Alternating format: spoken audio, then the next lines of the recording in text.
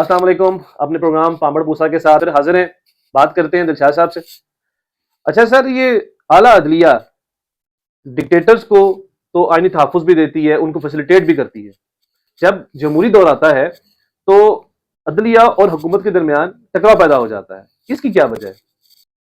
شاید ہمارے D N اے میں جمہوری روایات نہیں ہیں. صحیح. ہم ڈنڈے کو پیر مانتے ہیں, یا جمہوریت ہمیں فٹ نہیں بیٹھتی, صحیح ہے. یا یہ کہہ سکتے ہیں جمہوریت ان کو راس نہیں آتی. صحیح ہے. یہی ہو سکتا ہے. جی جی. یہ آمریت کے سائے تلے بڑی زبردست پرفارمنس دیتے ہیں, فوکس ہو کے کام کرتے ہیں اور بس نوکری کرتے ہیں. صحیح. یہ ایک الگ بات ہے کہ 20-25 سال کے بعد کوئی ایک جج جو ہے وہ ندامت کا مارا ہوا, جسٹس نسیم حسن شاہ, وہ کہتا جی دباؤ تھا, نوکری جو بچانی تھی, اس لیے بھٹو کو پھانسی کا فیصلہ سنا دیا. اچھا. شرمندہ ہوں, لیکن نوکری بھی تو بچانی تھی.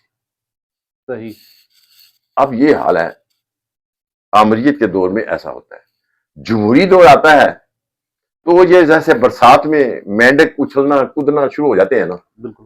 تو ہماری اعلیٰ عدلیہ اور عدالت عظمیٰ کے جو ججز ہوتے ہیں نا, اسی طرح اچھلنا کودنا شروع ہو جاتے ہیں, جوڈیشل ایکٹیویزم بھی کرتے ہیں.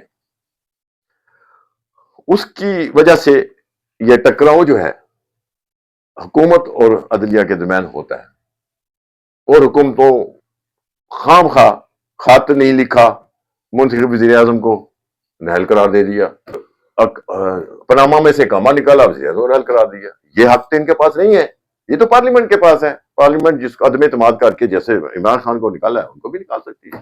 یہ جوڈیشل ایکٹیویزم ہے. اور اس کی وجہ سے جو ہے نا, یہ کہہ لیں کہ جو ابھی وفاقی آئینی عدالت بنی ہے تو اسی وجہ سے بنی ہے.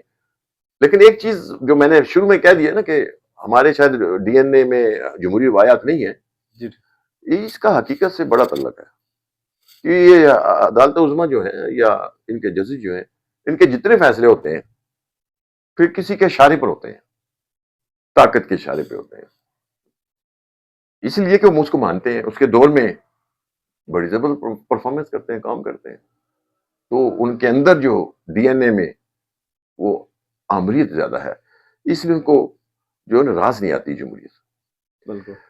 اگر یہ ڈٹ جاتے آمریت کے ادوار میں, یقین کریں پولیٹیکل فورسز جو ہیں اور عوام ان کو سپورٹ کرتی,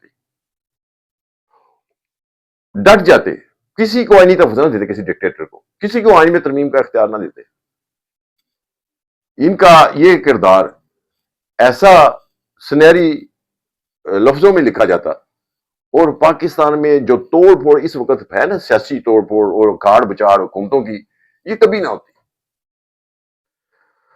لیکن مسئلہ یہ ہے کہ جو ہی جمہوری روایات آتی ہیں تو یہ اس جمہوریت کو اپنے ہاتھوں سے ذبح کرتے ہیں. اس لیے پاکستان میں جو ہے نا, وہ جمہوریت جو ہے اس کی روایات اتنی جو ہے نا گہری جڑیں نہیں پکڑی انہوں نے, جو ججز کے ضمیر میں, ان کے خمیر میں اس طرح صلاحیت کر جائیں کہ وہ آئین اور قانون کے مطابق فیصلے دیں, نظریہ ضرورت کے نہ دیں, خواہشات کے اوپر نہ دیں. تو اگر ایسا ہوتا تو پاکستان خوش قسمت ملک ہوتا, عوام خوشحال ہوتی.